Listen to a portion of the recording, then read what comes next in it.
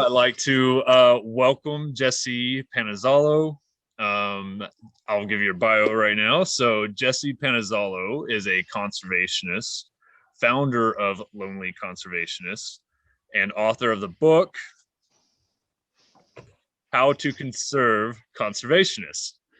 And most recently, host of the podcast, How to Conserve Conservationists. So by the same name as the title of the book. So Lonely Conservationists is a global online community working to help conservationists thrive by providing a platform to be heard, a strong community foundation, and educational resources about the conservation of conservationists. Jessie has created and maintains a safe space for people longing for connection in a field that often sees some of the world's most passionate and caring people moving away from everything familiar to try to change the world for the better. I love her book. I love Jessie's work and everything she does. And Jessie, thanks for joining me. It's a real pleasure and an honor to have you on. It's an absolute pleasure to be here. Thank you. Yeah, thanks for that. I appreciate it. Oh, and I wore two things near and dear to me, my Australia shirt, and it has like 3 rings on it. So yeah. There you go. Repping Yeah, Australia. I'm just trying, to cram them all in one shirt. So yeah. It's a great shirt. I'm jealous. Thanks for that. Okay, so yeah, if you want to just start, I could ask you like a billion questions, but I reckon it's just better to have you just go for it, and you can tell just a bit about like who you are, how you got into what you do, and what it is that you do. Sure. So I'm Jessie. I started my life as a conservationist, but now I kind of call myself a conservationist because I think I found myself in this position where I see this niche of people who are working so tirelessly to help protect our natural ecosystems who aren't getting anybody helping to protect them. So basically, my story is that I started off getting a stuffed toy gorilla when I was 3 years old, brought back from Canada of all places. But for some reason, it just sparked this passion for wanting to know everything about primates. And the more I learned about the degradation of the habitat, especially of great apes really close to us. So by the time I was 5 years old, I asked my mom, how can I save the orangutans? And my mom is just a person. She didn't know. And I kind of was like, oh, so adults don't know everything. And it put me on this lifelong journey to kind of find out this answer for myself. So I worked like blinkers on every decision I made from like 5 years old was working out how to save the orangutans until I was 24 doing my honors degree in North Sumatra on orangutans with like the top orangutan conservation people. Wow. And then I looked around and I was like, oh, I don't really belong here, because the way that things were happening in sustainability, basically what would happen is my boss would buy large palm oil plantations, and he would knock all the palm oil down and revegetate it into brand new forests. And he would hire the people that worked on the oil palm plantations to be involved in the restoration. So you could see that their whole families were now having this huge cultural shift, and the women were in the nurseries planting the seedlings and teaching their children and like watering the saplings. And then their husbands were out in the field maintaining these forests and seeing them grow. And I just looked around and I looked at myself as this like big white person. And I was like, well, what's my role here? If I want to have sustainable long-term change, I can't really have it in this environment. I have to go home to where I come from, which is Australia, and see what I can do for my own people and what my cultural shifts and my behavioral change could be. So I had to basically start my life again at 24 and see where I fit into the industry. And I had a couple of jobs in Australia that were the same situation, small family businesses. They were really toxic cultures. There were like abusive bosses. It was just like, I wasn't getting paid enough to live off. It was just horrible. And so I decided one year that I was going to pick an NGO that was well known and established and volunteer there until they paid me. So I spent like 6 months there working like 8 hours a day, every day, as if I was paid member of staff, going in, writing complex reports, complex data analysis. Like the real paid staff were asking me for advice on how to do their job. And then I go to a meeting and I found out my work was having funding implications for the business, but they still wouldn't pay me. So my friend basically gave me an intervention, like, as long as you work for free, they're never going to pay you for your work. So basically, I didn't go into the office. I moped on the couch and I was like, I must be the loneliest conservationist in the world. That's what I felt like because of the glorification of the industry. I never saw anybody else struggling to be a conservationist. I thought it was just this internal thing that I went through, and I had seen the imposter syndrome, the burnout, the like bullying, everything, the remote isolation, the social isolation. I'd never seen that from anybody else before. But when I was lying on that couch, my friend messaged me. She was in Spain and she was having trouble getting a visa to go do her work back in Malaysia. And then I realized, like, oh, she's having trouble too. I wonder how many other people there are. So I went online, I created the blog Lonely Conservationists. I told my story. And then by the end of the year, there was like 100 other stories alongside mine on the blog. And it's been like 2.5 years, and every single Wednesday blogs keep being told by people all around the world. So it just goes to show I'm not so alone anymore. But it really highlighted this need that there's all these silent conservationists suffering and struggling in the industry. There was obviously some niche that had opened of like, who is going to help these people? And that's when I became a conservationist, just by accident. Yeah, no, that's awesome. No, I mean, yeah, you say by accident, but I guess it is out of necessity. Yeah, like it was a place where you were, and you saw a need there, and you posted, and other people came and said, "Yeah, that sounds like me." I mean, is that kind of how it was? I mean, like, yeah, I identify with this feeling of loneliness and isolation. Mm-hmm. Yeah, it was interesting because I never expected anybody else to come on board and tell their story alongside mine. I thought Oh, I had nothing to lose when I told my story. I was like, obviously, I have like climbed all the social ladders. I've won awards for my research. I've got 2 degrees. If I'm not getting anywhere in the industry now after everything, what hope do I have? So I basically published my story as a last resort. Like, I have nothing to lose in the industry. Basically, I'm giving up by telling this because I yeah. thought like everyone puts their most perfect side forward, and there's like such this notion of perfectionism. I Mm, thought by being so honest, I was giving everything away. But in reality, everybody else came and agreed with me. And then I have never had seen so much success since I wrote that blog and since I've been so honest. So it yeah. had like the opposite effect than I thought it would. Oh, that's fantastic. Yeah, that's really cool. So your openness and vulnerability to, yeah, what you thought was your plight, the end. Mm-hmm. That was the Yeah. beginning. That's fantastic. Yeah, it's so cool. So so at what point did you write this in? I told you I was going to hold this up like, 50 times.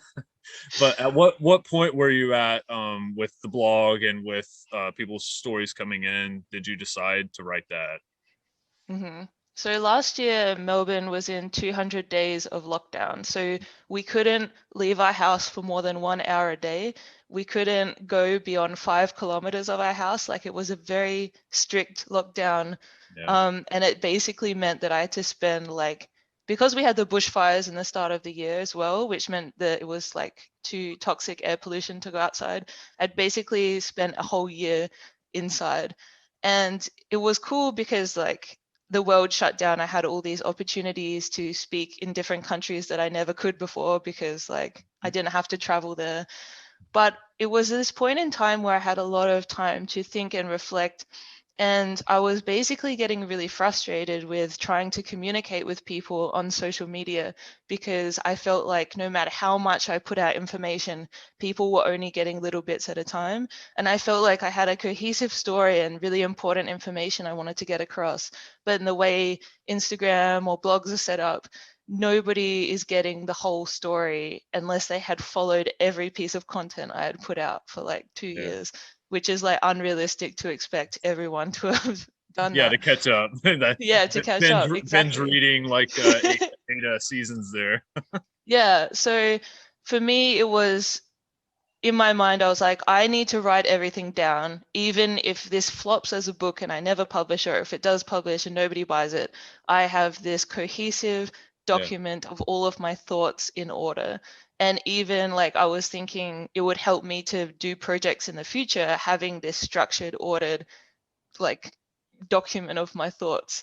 Yeah. So I think if I didn't have like a year at home, a book never would have come out of me, but it was just my solution to not being able to communicate effectively enough for the outputs that I wanted for the community, basically. Yeah. No, that makes total sense. Yeah. So you didn't do what I did and just like sit at home and not write a book. My friend told me, like, Jesse, you need to take a break, take a week off. So Yeah. I was like, okay, I'm switching off for a week. I didn't touch the Instagram, didn't touch the blog, whatever. And in that time, I had the idea for the book and started writing it. And she's like, when I told you to take a week off, I didn't mean write a book. Like, that's Yeah. not what people usually get from this advice. No, no, not at all. Yeah. No, not, definitely not. Like staycation is not like write a book, but hey, I'm Mm-hmm. glad you did. Um, and like I've seen, you know, some excerpts of like what people have said about it, you know, their little blurbs, and you know, it's definitely affected people in various ways, but I mean, in similar veins as it did for me. I think, you know, like what I got out of it so much was just uh you know, it's kind of like I feel like with mental health is you know, you think you're alone in your suffering, when Mm-hmm. really we're all alone in our suffering, we're all isolated in our suffering, when we could be connected with that. And that like that connection is everything. You know, you feel seen, you feel heard. And reading the book, you know, as myself, I'm not a necessarily a conservationist. I may have a conservationist mindset, but I'm more well, I'm more research, and then I have a business, and it's kind of, you know, like, but it's all the same. I mean, we're in natural sciences, but you know, and but yeah, so it definitely resonated though, like just the whole vibe of the book. If I could, I would like to read like an excerpt of it. So it's pretty long, and you know, like I waffled back and forth between what one to read. Like I, well, you can't see it because it's gonna be too bright, but yeah, I circled and boxed like all these little parts. But in the end, this is the one that I went with. So this is page 16. You remember that page? It was a good page. Yeah. Yeah. Oh yeah. I've got all the pages up here ready to pull at any time. All right. So this is a bit long. Um, so you know, if you get bored, you know, you wrote it. So all right. Burn. Yeah, I know. Yeah, you can't say anything. It's your work. Okay. No, this is really good. So I'm going to go here. Okay. All right. So conservationists receive little in their careers by way of conventional rewards for tasks. We are told to work for free or even to pay to work, removing the financial incentive that most people get to signify that they have completed a job well done. We are expected to work in harsh conditions, often remotely and among cultures that we have never experienced before. There is no risk pay for getting chased by tigers one morning, and there is no rest when there are bird surveys to be done at 6 a.m. and nocturnal surveys at 11 p.m. Our promotion system is often going from paying to work or working for free for decades in these conditions to getting paid less than minimum wage. Often the higher paying jobs take you out in the field and into the office, out of the field and into the office, where you see less and less of the types of work you went through all of this for in the first place. This is why it is so important that conservationists are praised and shown value for their work through language and behavior.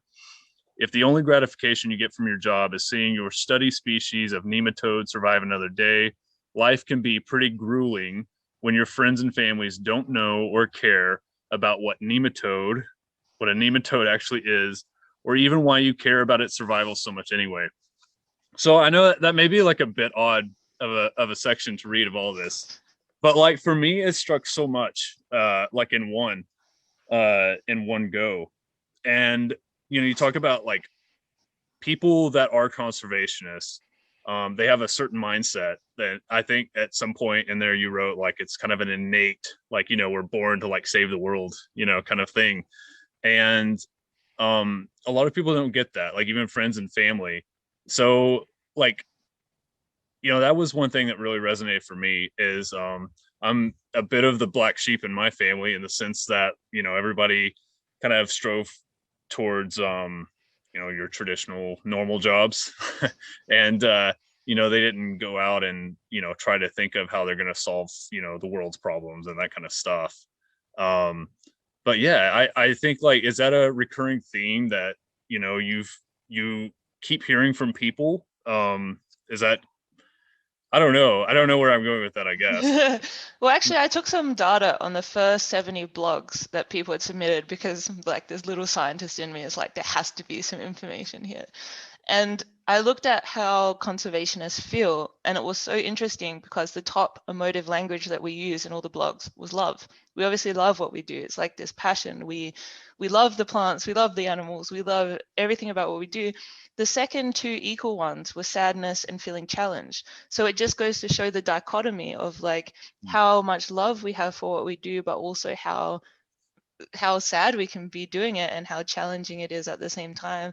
And I think like that's so hard for other people to understand, because if you have this practical brain that's like, you need a job to get money to have this lifestyle that you want, that's not driven by love, that's driven by practicality and like having certain needs met that you decide that you require in your life. When I said I was going to give up and I told my story, I guess the reason I told my story is the fact that I couldn't really give up, right? Like, it's so ingrained in me that this is what I love and this is what I know and this is what I do, that instead of getting another job or looking for another job after I realized that the industry was so tough and hard and I couldn't get anywhere, I decided to keep digging and tell my story as this last grasp of hope. Like, because if it's something innate inside of you, that you just can't give it up that easy. And I think that's really hard for someone who makes practical life decisions. Like, they're so otherworldly. It's not like in somebody's like 5-year plan or their tangible grasp of how life should be. And I think Yeah. that's just why social isolation can be as hard as like geographical, physical isolation.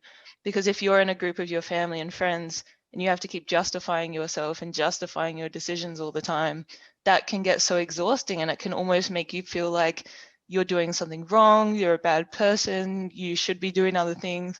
But as soon as you meet other people who are like the same and are doing the same things, and you're like, oh, I'm not weird, that's just how conservationists are. It just feels a bit better. So Yeah, yeah, I no. think it's pretty common. Yeah, yeah. No, and like some keywords that I kind of pulled out too, like, I mean, you literally said that in the book, about your data of, Mhm. 70, um sorry, I've got dogs barking, about like 70, case studies or, blogs that you pulled out, like those keywords like validation, worth, and love. And, like, that's what, it's really tough because you talk about that pay incentive and like how that's a problem in itself, just the pay, but Mhm. like at the same time there's that dichotomy there too, that like you don't go into this like you didn't want to save orangutans or become a conservationist for the money. Mhm. But then at the Exactly. same time, like, you're really not asking for a lot. You're just saying like, let's have a living wage. That's it. Like, like, can I make like Mhm. 50 grand? Like, that's not a Yeah. lot. Can I just survive? And And it's so weird now because it's something I've been thinking about a lot, because last year I tried to make an income from Lonely Conservationist because I was basically doing like a project manager role, a social media role, like doing yeah, all these roles at once, not getting a single cent. This yeah. year I had to pick up another job to support myself in doing this. But even that is so weird. Like, my partner works in IT and he's got like a proper living wage. Mhm. And I feel like I'm earning what he earned in high school when he was doing like his Yeah. like other job to just pay the bills. And it's crazy because like I'm a bush kindy facilitator. Like, I am teaching kids and I am planning lessons and having this like role in their lives that's like everything I do is fulfilling, but money still continues to be a stress for me. Like, it's just so unfortunate that you can have such a fulfilling life, but you still have to worry about like can I pay the bills? Can I afford to go out for brunch? Like, and that's another thing. Like, if we're putting so much effort into what we're doing and we can't treat ourselves, so easy to get burnt out because we're not putting that, like, we're not giving ourselves the extra like love and care. And because sometimes we just can't afford the time, or we could be earning money or something, so there's no downtime or time that we can think that we can put money into treating ourselves. So it's tough. Yeah. But you also mentioned kind of like that hustle culture, I think, in the Mm-hmm. book too. And it's like you also have that underlying dread that if you do take a break, if you do, attempt to take care of yourself, like who's going to sneak in, who's going to out hustle, who's going to, possibly be striving for those roles as well. So it's Mm-hmm. another added stress. Okay. So you mentioned so much. I'm sorry. I'm going to be off. No, go for it. But no, like the Bush Kindy program that you are a part of. Yeah, can you talk about that? Because that's really cool. In what year was it? 2010, 2011. My wife and I, and we had 2 kids at the time. We moved to Australia, and we did kind of like community work, like a neighborhood center, one of the primary schools. We got to do like the Brekkie Club, Mm-hmm. and like I love that work. And one thing I love, and I think the Australian Red Cross is the one that runs that, or at least that school that we were at did. And but I love like a lot of the programs that Australia has that are unique, at least unique to me as an American. Mm-hmm. Because we just don't have we don't have like universal preschool, kindergarten, that kind of stuff all the time. And yeah, so I just find that intriguing. And I'm really talking too much. Just yeah, can you tell me about the Sure. program that Well, you're part of? it's actually something new because the company that I'm with, so this is independent of like standardized Okay. government funded kindergartens. This is Yeah. like its own program. So people supplement their kindergarten with Bush Kindy. So basically, this company that I started off with, 4 years ago they started, and they had 2 groups where they would take kids to the bush. You still do all the stuff that you do in kindy, where it's like songs and like craft activities, playing games, but it's also like climbing trees and exploring nature and seeing how many mushrooms you can find and listening to the birds and like getting that a little bit of indigenous learning and like just connecting with country. So 4 years ago they had 2 groups, and now when I've joined in 2021, they have 49 groups. So it just goes to show that the need for connecting people into nature, like that need has grown substantially. And people are even pulling their kids out of school, like a couple of days a week to do forest school with the same company. Like, it's just crazy that we are realizing the need for like starting kids off connecting with nature and having that environment. But it also makes me sad to think of like how many of these kids are going to grow up into conservationists and then really struggle. Like, so it's good like if these kids become like lawyers and doctors and bankers and stuff, Mhm. and they just have that nature mindset while they're doing other stuff. But I kind of get nervous of how many kids are going to be going through the same stuff that I went through. And that's why it's good for me to have that dichotomy of like, it started off good to have like the burnt out conservationists, and to have that juxtaposition as the really kids who are like enlightened about everything, that have that zest for life and that zest for nature. And like to have both was like so good for me. But it makes me work even harder on the conservationist side because I don't want these kids that I'm teaching to have to go through what I went through as a conservationist, if that makes Yeah. sense. Yeah, no, that makes total sense. I think too, like, it really seems to me that, the more attention, I think of like a lot of philanthropy groups, like, I don't well, you have the Nature Conservancy in Australia Mm-hmm. too, and groups like that, land trust type groups, like without them and without like kind of the work and advocacy that they do and that conservationists do to bring attention to those groups, like they not that long ago there were so few groups like that, and it seems to me that the more and more people know and are kind of raised around nature and have those experiences, the more they grow up to contribute to those conservation groups. And I don't know, like I call it like a tipping point or something, but I mean, certainly the more you saturate the world with conservation minded people, doesn't necessarily mean they're going to grow up and be conservationists, but Mm-hmm. I mean, like, also that's kind of, I mean, is it? do you see conservationists as kind of like the way that we used to say that scientists, like, you had to be trained to be a scientist, and now we're definitely teaching everybody, like, no, everybody can be a scientist. It's more of a mindset. It's more of exploration, experimentation, observation. Is conservationists, like, is it kind of going the same way? I mean, like, Yeah, it's a mindset to everybody me. can be a Like, conservationist. yeah, this is in the podcast where I always, like, everyone's bullied Todd to think that he's a conservationist now. And so, like, I just think anyone can be a conservationist. I do talk about this in the book as well, that, like, if you're a mother who brings, like, reusable bags to the shops and, like, educates your kids about nature, if you're a lawyer that, like, makes sure there's good recycling programs within your law firm and you take a keep cup to work, like, all these small things really add up. And I really think that conservation, like, we shouldn't be gatekeeping conservation, because then that's not going to have the conservation outputs that we need. So I guess, like, how I was talking before is, like, if these kids become professional conservationists, I worry for them, but it would be so good if they become conservationists and have that conservation mindset while they're doing other things. So I think, yeah, I really think that anyone can be a conservationist, and it really breaks my heart when people say, oh, I can't write a blog for you because I'm not a real conservationist. I'm like, well, you obviously resonate. You clicked on Lonely Conservationist, like, something there connects with you. Obviously, you are one. So yeah, I just wish more people felt proud enough to own that term, and that, like, maybe that's again where our language comes in, is we should start talking more inclusively of people as if they are within the space. Yeah. No, for sure.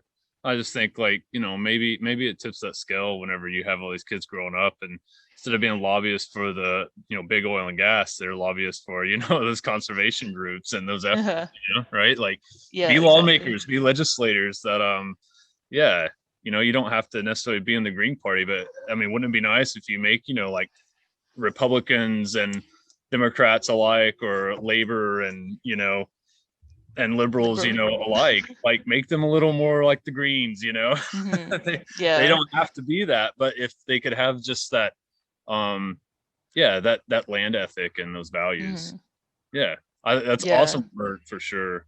And I really hope that there's a way to make more money at that. I Yeah, mean, I'm I trying to know. figure that out too myself. I mean, like, the 40 people that are going to watch this, like, it'd be nice if it was 4,000, Yeah. but It's hard like, because we as conservationists are taught, like, money is not the priority. And at a certain time in our lives, we need to start thinking that it is the priority, because yeah, if we're not valuing ourselves and our work, nobody else is going to. So even when I did get this job, they offered me, like, the minimum salary. And I said, actually, I think I'm worth more than that. And they actually ended up increasing my pay and taking me on with increased pay. But it was the first time I've ever advocated for myself in the workplace, and it paid off. So I'm like, oh, I should just do this more often. yeah. It was that Yeah, easy the whole time. yeah. Do it again next week. Yeah. No, that's cool. I'm glad that you kind of arrived at that place, because that's not easy. I especially, like, you talk about imposter syndrome, and it definitely, women struggle with imposter syndrome way more, and it's not imposter syndrome, at that point. It's just, no, it's societal norms, like, in the pressure of, a sexist environment. So yeah, that sucks. Yep.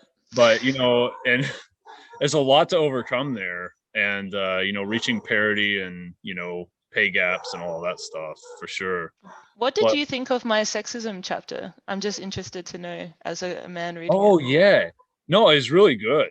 It was, like, later on in the book, I'm pretty sure. it's been a Mhm. it's been a not too long, but it's been a little while. I got this book, like, several months ago, and I did, like, a quick reread this week. Yeah, anyway, I don't know why I'm flipping through. I'm not gonna, like, right. This is how I used to, like, cram for tests, like, oh, you just asked a question, let me figure that out right now. No, I was just wondering if you had any, like, gut reactions, like, because I wrote it from the perspective as a woman, and these are the things I go through. I know my partner Todd, he never went through any of that, and his experience traveling to Indonesia was, like, vastly different to mine, even though we went there together. So I was just wondering, like, as a man reading it, did anything surprise you, or was there anything that took you aback? I don't know. No, I mean, I would say it's shocking but not surprising, Mm. and I feel myself saying that more and more, because it's always shocking the treatment that women receive comparatively to men, and or anyone that's not cisgendered male, Yeah. for that matter. But no, I mean, like, yeah, it took me aback in the sense of, the like, goddamn, like, really, man, that's awful. But like in my own life, like my wife has been the subject of sexual harassment a few times, even in her workplace, in school. And so, we've been together for 15 years. And in that time, it's happened like 5 or 6 times, like, heinously. And so it sucks. And it's the worst thing. And we had to go to counseling for it. Like, it's really horrible stuff. And yeah, so for me, it was spot on. I'm glad that you wrote about it so candidly. And because it's horrifying, they're harrowing experiences. And so, yeah, I don't know. I mean, I don't want to be like a male trying to, like, dissect this whole, like, thing of sexism. But at the same time, like, I feel like men just don't speak up, a fraction of the time that they should, Because you're the one people are going to listen to in the end. Yeah. So it's better if you speak up than if I speak Yeah. up. So I can speak directly to that from my experience in university. So let's see, this would have been, I think, my second year. No, my first year of grad school in my master's. And that's frankly the reason why I'm still writing my thesis and not done yet, because this is my fourth year. Should have been done, at least a year ago. Is because of a sexual harassment situation that happened at my university, and a professor that I turned in, and it turned into this really long ordeal, and they tried to bury it at a couple different levels. And I took it to the dean of the school, and he flat out, told me, oh yeah, I've known about that for 19 years because I've been working with him, and he's trying to get better. And it's like, well, wait a minute, like, so about this? And he tried to tell me, like, well, the faculty handbook says this. And I was like, well, at that time, well, he didn't know. And I didn't know at the time either that I have obsessive compulsive disorder, which oftentimes I obsess about legalities and things like that. So, like, I had practically memorized the faculty handbook before I went to it. Because I was prepared for, like, every scenario, right? Yeah. And this time it actually paid off. Usually it's like a paranoia, but this time it actually happened. And yeah, so I just, like, straight up, no, that's not what it says, and I said, like, this is supposed to be investigated, blah blah blah. Turned out, like, even all the way up to so we have, like, I don't know how they're structured in Australia, but we have, like, the president of the university, and then the provost is, like, head of the academic stuff. And yeah, so it went all the way to that. And he used to be the dean over this professor that I turned in, and he even buried it. And so then I realized, wow, so the whole system's pretty screwed up. And it was like, that was whenever it really clicked with me what systemic really means. Like, it literally is the system.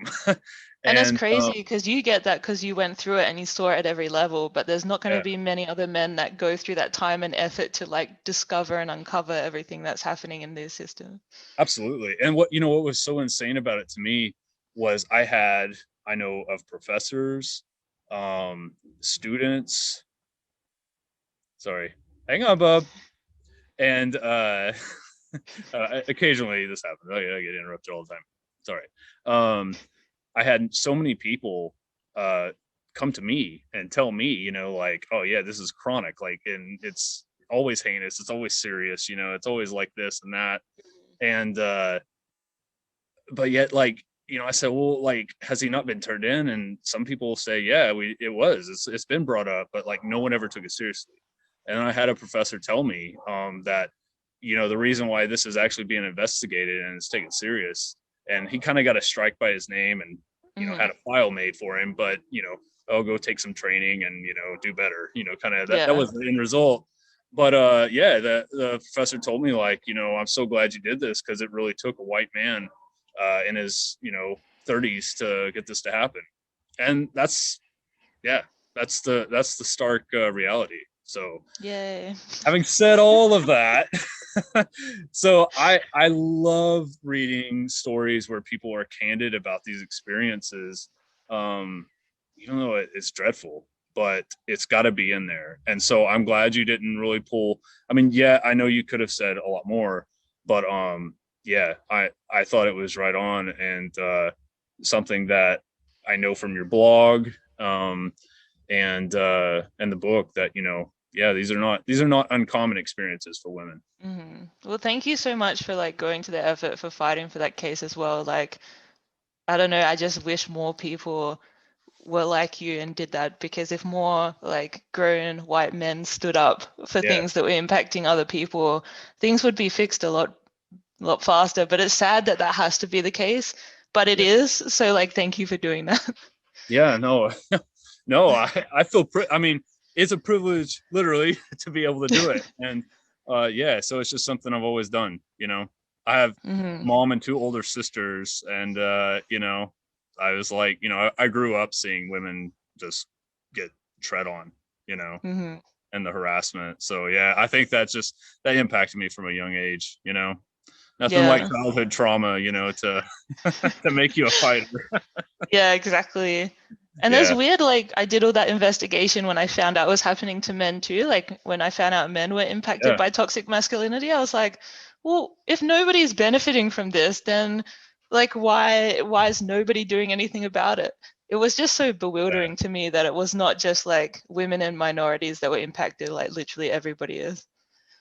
Yeah, and like the thing is, like the whole locker room banter, Mm. type stuff. Like there are some really good men in those locker rooms, quote unquote, or literal Hmm. locker rooms, that like they hate that stuff too. They hate Hmm. hearing it, but they just don't do anything about it. Yeah. And sometimes it's understandable, because I mean, like, yeah, you said it, like it's toxic masculinity, and like, and also, like, if you're a male and you're going to get beat up for saying something, or you're going to, like, Hmm.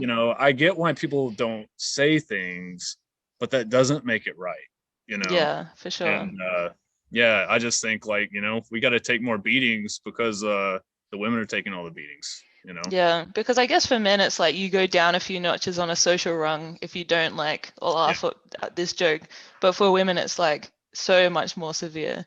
So I guess like at the time you think you're gonna lose all your friends and it's gonna be really awkward if you say something, but that into comparison with what happens if you don't say anything is like, yeah, it's no comparison. no, it's not. And but I think, like, this is a perfect parallel for, like, the Hmm. education that you're doing, for, like, the kindy kids. Hmm. It's like, that's where it starts. My kid, I've got kids range from 13 to 6, Hmm. and um like my 12 and 13-year-old, we have some really amazing discussions, about, like, and they just, they're like mortified when they hear, like, they're kind of at that, puberty, Hmm. prepubescent, like, age. So they're starting to hear a lot of really awful things, and it's shocking them. Like, they're surprised, and this is the first time they've heard people be grotesque with their language, and so derogatory. And yeah, it's really interesting, but I love it too, because it's like, it's validation, because like, when you're having kids and you're raising them, you have no idea, like, how they're going to turn out.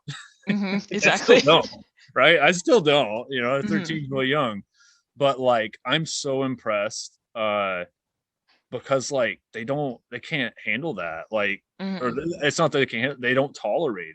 And there's so much, you know from older people, there's so much, just shit talking about, like, Hmm. younger generations. But, like, and I get it, I understand what they're saying, but, like, I see a generation that, like, really cares about animals, that Hmm. didn't like, that wasn't normal, for older, my age and older, I feel like. And they really care about, LGBTQ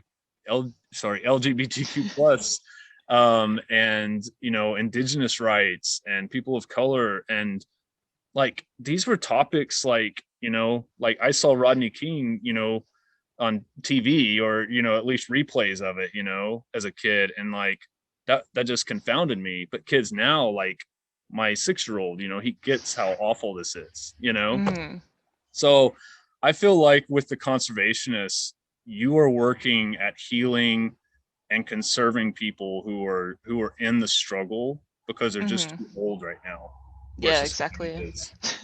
But at Yeah. the same time, I love that you're bringing up the future. I see hope. I see so much hope because I get to share a home with these kids, and I see Mm-hmm. how they're turning out when they're educated. And Yeah, for sure. Yesterday was the cutest thing. I was like, all the kindy kids, I was like, race to that tree. And halfway through, they stopped running and they're like, I found mushrooms. And they all huddled around to look at the mushrooms on the ground. And I was like, oh, I've taught you so well. go kids, go and make the world better now. Yeah, go tell your friends about the mushrooms. That's awesome. I love it.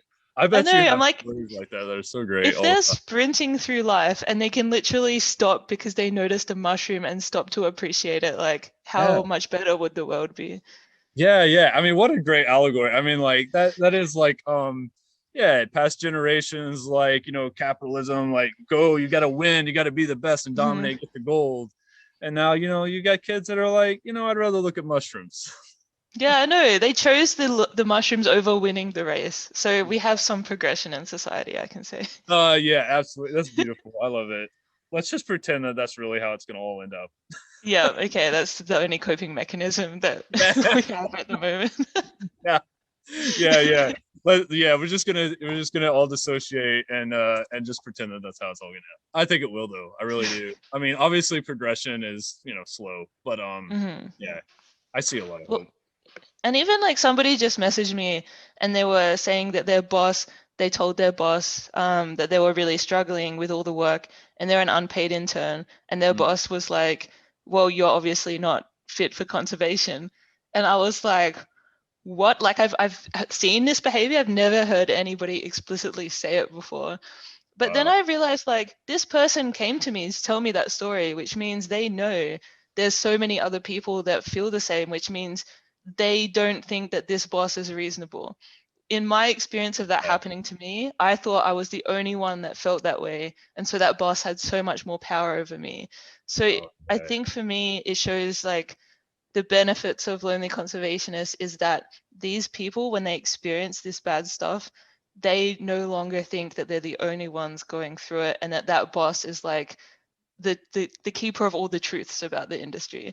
So at least like I can't give this girl a paid job. I can't fix her situation, but at least I have given her this community where she knows that she is not the only person that's going through this.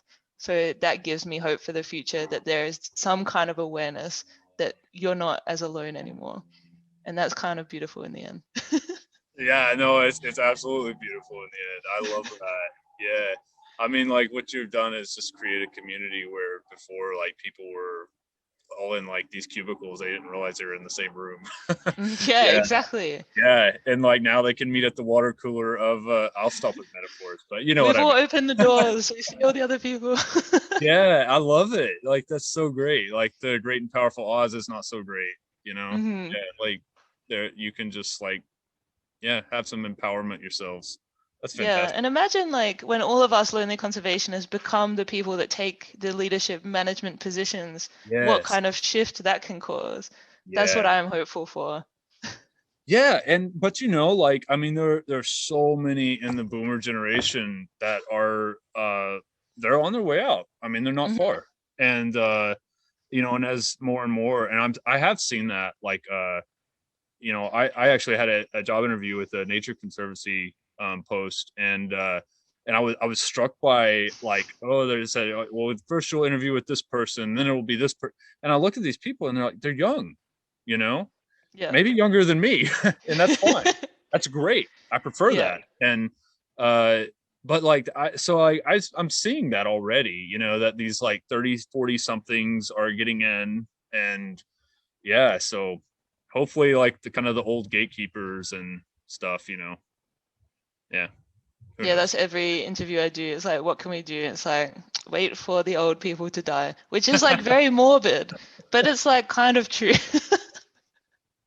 Yeah, so any old people watching, just retire. We're not saying you need to die, okay? Like Just just make step some room down, for us, make some room. just Yeah, scooch yeah, over a little bit. I like it. Yeah, yeah, yeah. I Yeah. think they'll listen. Yeah, I'm sure they're Mhm. watching and they'll say, yeah, it's time, it's time.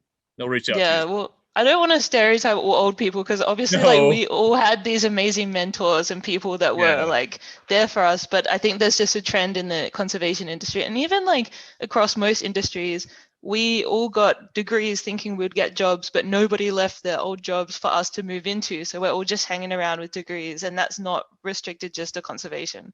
So I yeah, think this is just this angst we all carry collectively as like millennials.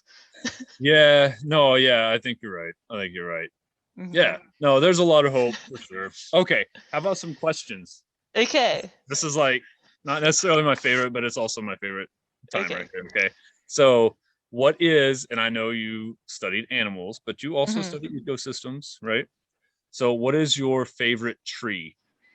Look, I saw this question in the email and I was like, how can he expect me to choose a favorite tree? Like, trees are the queens of our ecosystems. Like, Yeah, I what? like I that. don't like you as much because your oxygen's not as good.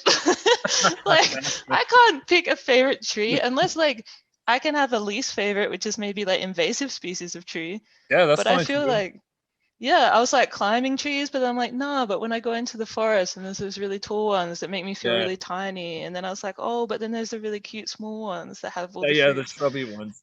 Yeah, and it's like all trees. Like I even know I'm an animal person. Trees are like the crux, the creme de la creme of our natural world. So I I can't love choose that. one. The queens The and the queens. creme de la creme. Yeah, that's awesome. If I had to choose a favorite, it would be a tree. Like the tree is the favorite. Yeah. Okay. Awesome. Yeah, I totally go with that answer. I love that. That's the best answer so far. All trees. All right. So do you have? I think this one will probably be a little bit easier. Mhm. Do you have a favorite fireside food and beverage? Beverage is definitely like a stout, like a chocolate or coffee stout. I'm a very Okay. like craft beer person. Hmm. So winter comes, the stouts come out. Um, in terms of food, like I have this memory as a kid. So my last name's Panazzolo. I'm half Italian. My dad managed to make, when we were camping as a kid, calzones on a frying pan in Oh like a wow. camp setup. And for some Yeah. reason, that has just stuck with me. Like, that's not a camping food at all. It shouldn't be, but it worked at that time and it stays with me forever. So full blown calzone. Yeah. Yeah.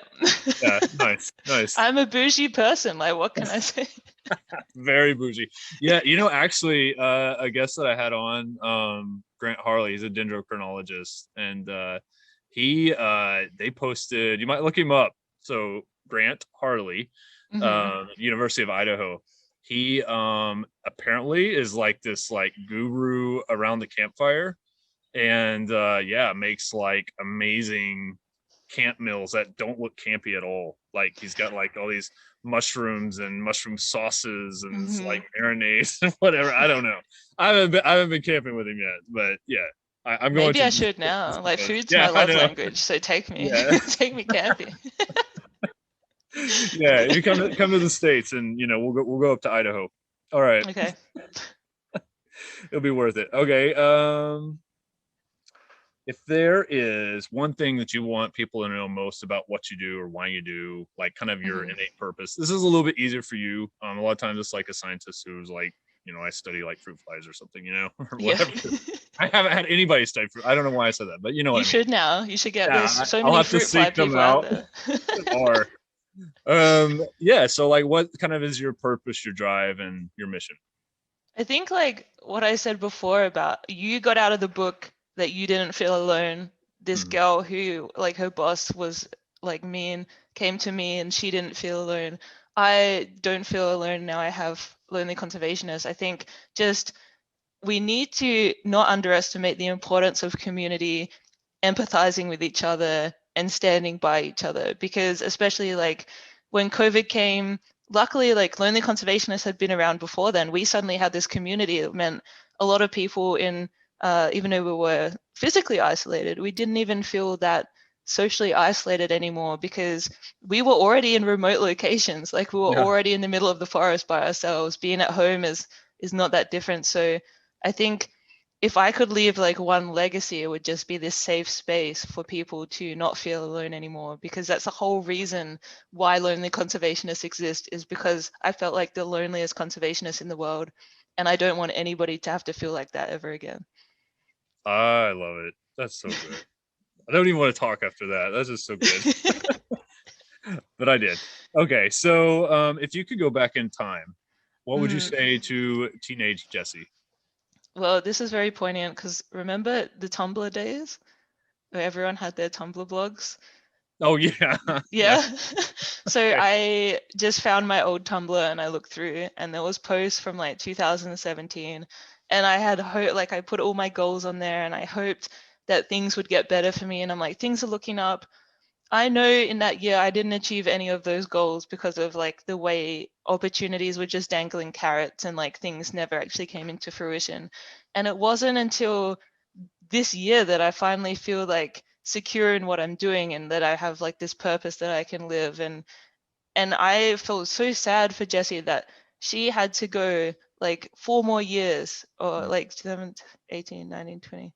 Yeah, like 4 more years to keep fighting. And it wasn't like she should have given up. But like I'm in no position now to say go and give up, because I wouldn't be here today. But I just wish she didn't have to fight that much. So there's like, I feel like my past self like learned everything she had to learn at that time, and there's nothing I could say that could make anything different, because I'm a fighter and I'll just keep going. But maybe she just needed a hug because it was just such a hard slog until now.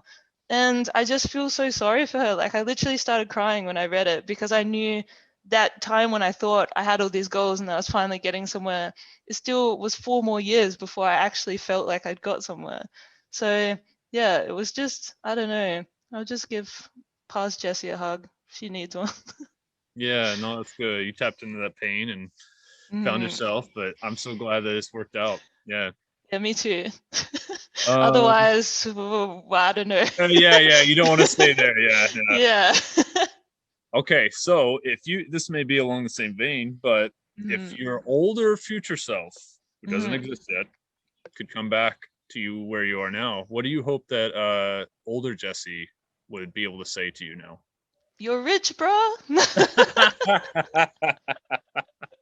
I just hope that she could tell me I'm financially secure. Like that's the biggest thing that I would want to know about my future, because I need to start making some changes if it's not the case. You got right now. You've got the mental, the spiritual, the physical. You're good.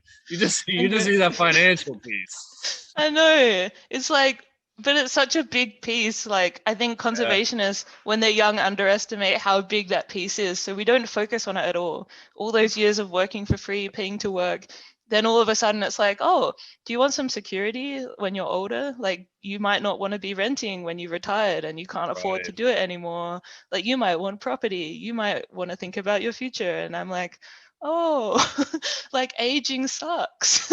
Yeah. It's like Monopoly's a fun game until you start getting old enough. You're like, oh shit! Like I need to start thinking about this. This game's painful. Yeah, so that's what I hope future Jessie would tell me, that it's not so bleak in the old wallet situation. Yeah. You're rich, bro. Oh, I love it. That's so great. Okay, did you have a favorite childhood cartoon growing up, or right now? Fairly Odd Parents and Jimmy Neutron equally. Okay, you were the Nickelodeon. Yeah. I rented Jimmy Neutron so much from the Blockbuster. They basically try to tell my mom, like, you should probably buy this DVD because you have basically like rented it enough times that you could have bought this DVD. That's so great. So what about that? What resonated? I don't know, but even now I can still say like every line to the movie. It's like all the parents disappear, which is like every kid's dream to see like what they do with the freedom. And then they just like, oh, we kind of miss them. They were kind of cool having around, but it's like kind of what they got up to when all the Yeah. parents were taken away, which I think like every kid wonders if I had the freedom. I think that's like my childhood. I felt like I always wanted to save the orangutans and like do all these things, but there was all these societal benchmarks I had to hit before I was allowed to do any of that. So I think the notion of like all these restrictions taken away, like what could our potential be? The fact that they're making rockets and flying to the moon and like taking on aliens, and they're doing this as kids. I was like, yes, we would be so powerful if you just Yeah. let us have the That's what we freedom would that we do. deserve. Yeah. Oh man, that's so great. Okay, that's cool. If your life was turned into a movie, do you know who would play you? I think so. I don't know if you would know this person. There's this show on ABC that's like basically a real estate agency in Tasmania. It's very Australian and very niche, so you Okay. probably won't know. But the actor that plays one of the characters, the actor's name is Celia Pacquola. She's what is it called? A comedian, and she is basically me. That character, Emma, that she plays. I don't know if it's like her or the character, but it's like watching myself on TV. All But she's right. just like, she's the one that like goes and befriends like a goat down the street, or she's like just goofing off at work, like just annoying everybody. I don't know. It's like if you took away the productive side of me, what would be left would be her in this character. That's awesome. I love it. What's the name of the show? It's called Rosehaven. Okay. Yeah, I'll have Mhm. to look it up. All right. Yeah, so what genre would this movie be? I was thinking about this. Like when I think of my life, there's this like movie that was about, I remember, I don't know what it's called, but I remember watching it as a kid. This guy who struggled to create intermittent wipers, and he like basically spent all his money and his family left him, and then he finally like got the idea out and it was stolen by a big marketing company who made millions off of it. But then he like did this huge lawsuit and he eventually won. So it was like this long realistic slog with this like uplifting ending. And I think that's the kind of movie that my life would be. Yeah. And it ended with them saying, "You're rich, bro." Yeah, you're rich, bro. Pay up, Yeah. big consumerist company that stole my idea. All right. Yeah. So what genre was that? Like I don't it's just that know. movie. Like, It's just that I movie. don't, it's like a cross between like a drama and a documentary, Yeah, okay. like whatever that would be. Yeah. Drama. No, I don't know. Yeah, I don't know. Why did I try that? I don't know. One of those ones that comes on when you're like staying in a caravan park and you just watch because it's on and you don't like Yeah. have a choice. My Yeah. movie is not the one you choose to watch. You just like end up watching it and it sticks with you and you remember it in the dark moments of your future. That's fantastic. I think. I don't know. I don't know if I should cry right now. I don't know what's going on. Like, why am Okay. I remembering this intermittent wiper movie so far into my future? Why is it stuck with me still? It resonated. It resonated. Yeah. Okay. For some reason.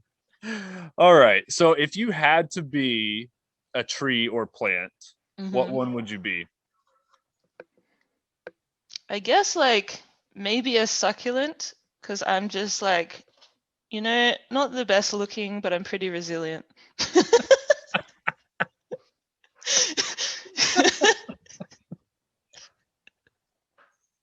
Okay.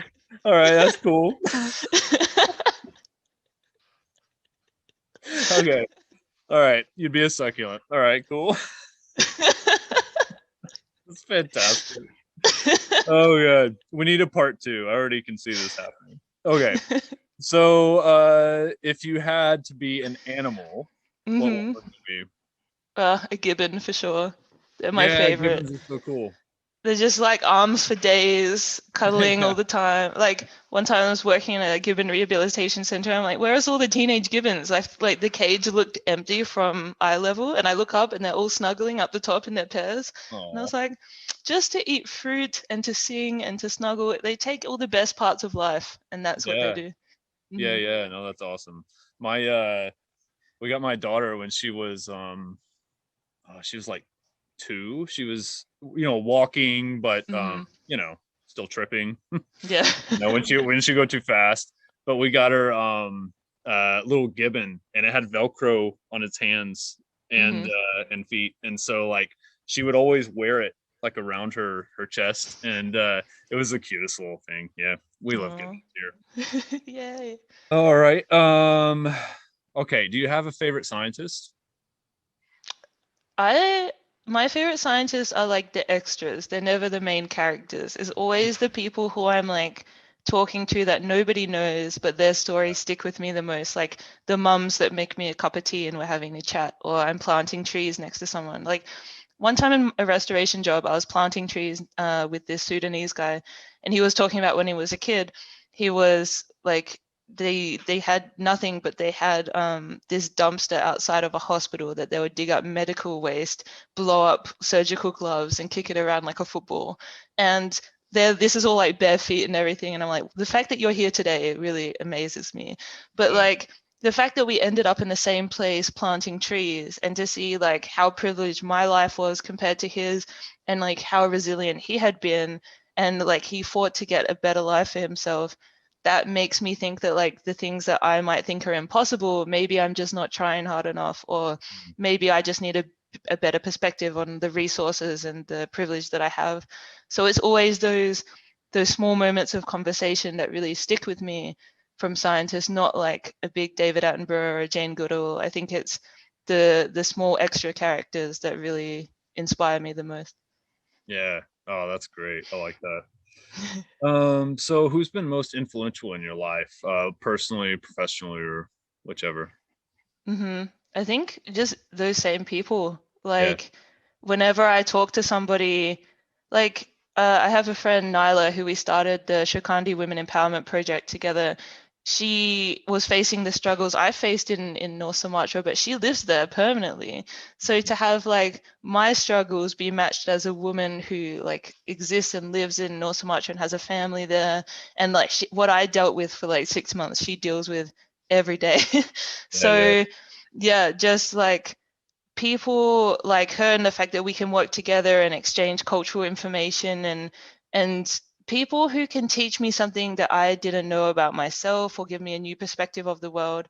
Like it's hard not to be inspired by these people. And I think the thing that really makes me mad about the glorification of conservation and this like the gatekeeping and the rungs and the superiority is that we're missing out on all these very important perspectives and all the collaboration and the knowledge change, and like there's so much there in the people working on the ground that we miss it if we're just like meddling in management and stuff. So I Yeah. think I'm just very empowered and inspired to keep going by just the mundane stories of people. And I think that's why I have this blog where I ask people to tell me their mundane stories of their life, is because that's the stuff that people connect with, and that's what makes them feel better. If I tell you that I've won all these awards and I've spoken to David Attenborough and met Jane Goodall, like that just seems like you're mad at me because I've done this stuff that you may not have been able to do. If I say that I've failed on something, or that I've like gone through a hard time, like you can relate to that. We've all done that together. So I think it's just like, I don't know, those small players in my life turn out to be the big ones in the end. Yeah. Mm-hmm. That was good. Okay. Yeah, I don't know what to say now. No. Do you have a favorite science quote or life quote? You know, Mm-hmm. My scientists are favorite life life quote too. is, life may not be the party we wanted, but while we're here, we should dance. Oh yeah, that's good. Yeah, because that's what it feels like. It's not like what we wanted. Yeah, like my career has been like, I've hyped myself up for New Year's, and I get here and I'm like, oh, this is kind of shit, but you know, I'm here now, so let's make the most of yeah. Yeah. That's right. No, I like that. That's good. This has been so fun. Yeah, so what's the best way for people to reach out to you? Yeah, if they want to reach out to you. Sure. I'm usually like pretty fast to respond on Instagram at Lonely Conservationist, but there's also my email and everything on the website, which is www.lonelyconservationist.com. And if you've listened to this and you want to share your story, please submit a blog to the website, because I would love to hear your story. Maybe you could be one of those people in my life that like inspire me and keep me going. So do it. I like it. No, that's great. Yeah, I'll make sure that we link all that in the description and all that too. So yeah, I do that. Like, I think I've seen like too many YouTubers like, yeah, subscribe here, link, whatever. I'm old. I should not talk more on these things. Okay, so yeah, I would love to like check in with you down the road if that's cool. Yeah, And let's do it. maybe do a part 2. I'll ask you more good. questions. I love your questions, because Oh, good. usually like I get the same questions at every interview, and Yeah. yours are so like random that I'm like, yes, this is actually enjoyable to answer. Good. Hey, that's great. That's great. Thanks for saying that. It's always nice to know that somebody enjoys talking. Of course. And you have such a different perspective on life. Like, you've been to Australia, you know where I'm coming from, but you're in somewhere that like I've never been, and you have like, just to hear about like how your kids are, it like gives me so much hope for the future. So thank you for having this chat with me. Yeah, no. Thank you. More. All right. Well, Jessie, this has been great. Yeah. I look forward to chatting with you again. You're throwing me off. Like, most people aren't so engaging, but yeah, I'm just kidding. Sorry for being so engaging. Everybody's so engaging and wonderful. I love chatting with all my friends. All right. Well, Jessie, yeah, take care. I look forward to chatting with you again. Yeah, I'll reach out to you on Insta or Twitter or whatever, and like and subscribe and comments. So yeah, good. so I look forward to talking to you down the road. Yeah, you too. I look forward to it. All right. Take care. See ya. See ya.